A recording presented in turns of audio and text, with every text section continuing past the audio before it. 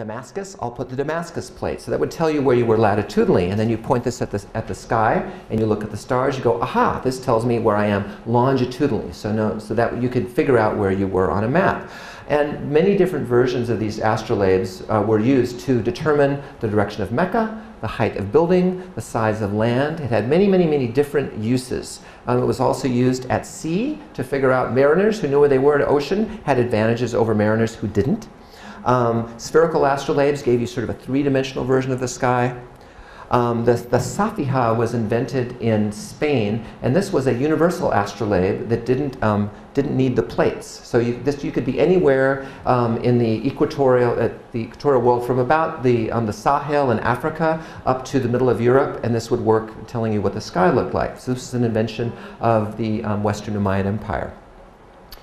So what's something else you can do? You can measure the Earth with an astrolabe. And this is how it was done coming out of Baghdad in the 9th century AD with rope, sticks, and an astrolabe. So an expedition was sent out by the ruler of Baghdad, and he said, I want to find out how round the world is.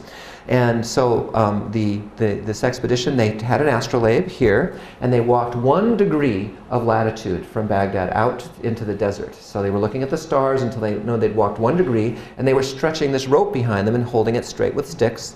And then they measured that distance, and then they multiplied it using that Babylonian sexadecimal system times 360, and they got a circumference of the Earth that was only about 500 miles off. Not bad for sticks and rope and an astrolabe in the 9th century.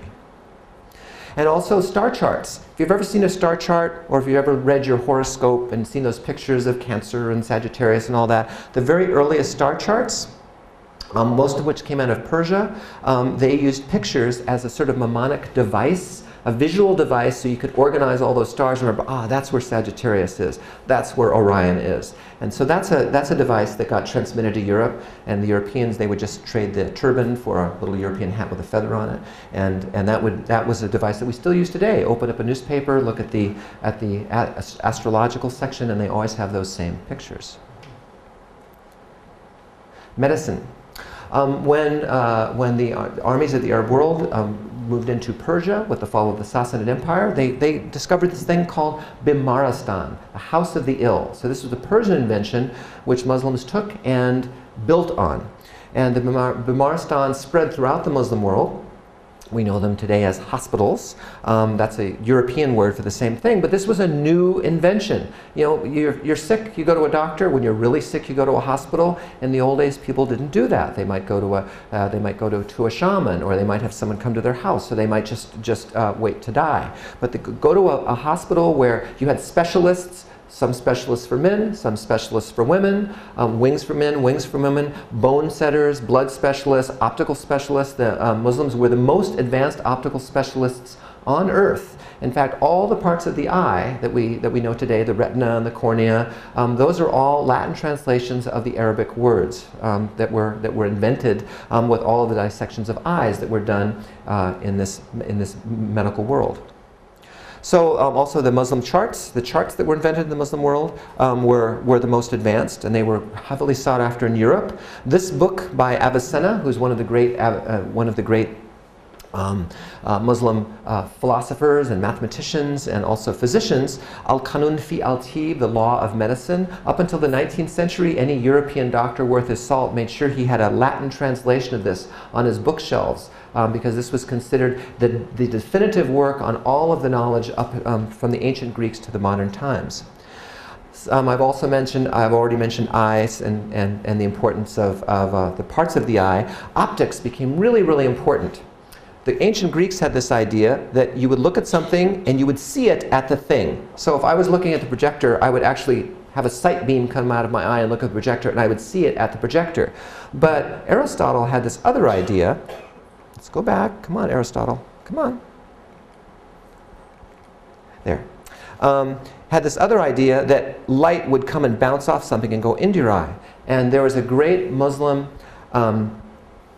philosopher, mathematician, and optical theorist named Al-Haytham. There's a crater on the moon named after him. And he came up with the idea of how to produce an experiment that proved this idea of Aristotle's. And his ideas, written in his book Optics, translated into Latin, became the taking off point for this huge revolution in lenses, which completely transformed European painting. You see this real change in European painting from very symbolic to very realistic and representational. It would have been impossible without Al-Haytham's theories. And of course, if any of you like me wear glasses, that would have been impossible without Al-Haytham. If you ever used a telescope, a Xerox machine, microscope, all of those, probably most of the camera phones you have, thanks to him. Agronomy. All of these foods you're probably familiar with, they all started out, except for one, in India. They're tropical foods that were really popular in the Arabian Peninsula, traded back and forth between India and the Arabian Peninsula, and they spread with Islam throughout the Mediterranean world. So I won't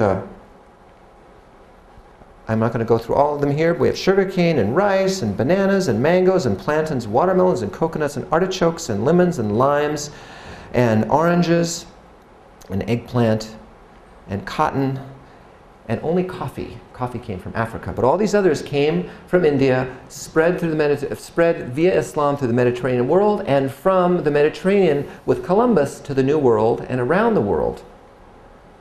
The Noria wheel, water technology became really advanced in the Muslim world because you had to take all of these tropical foods and grow them in a desert climate, so you had to move water around.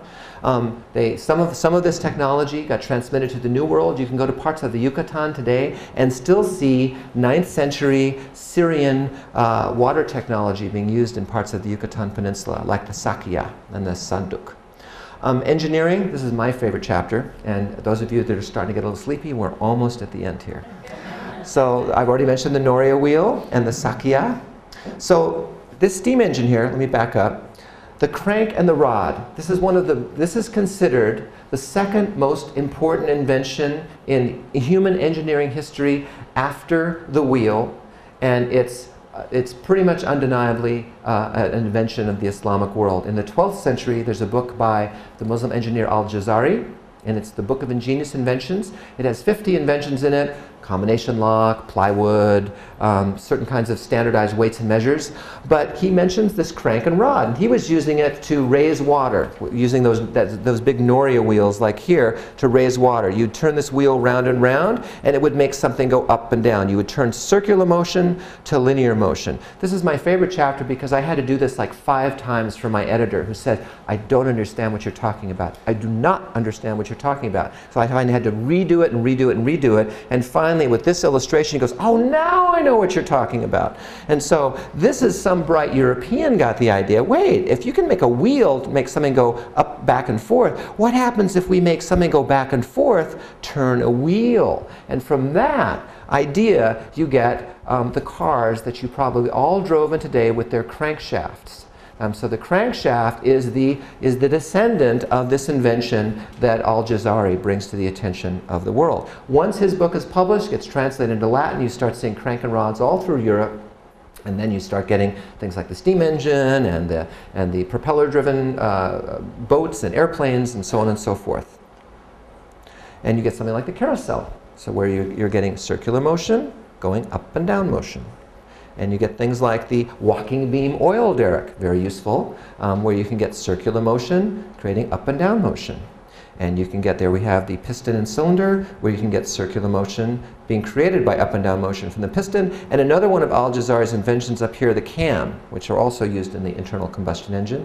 And there you have a big old internal combustion engine working away. Music.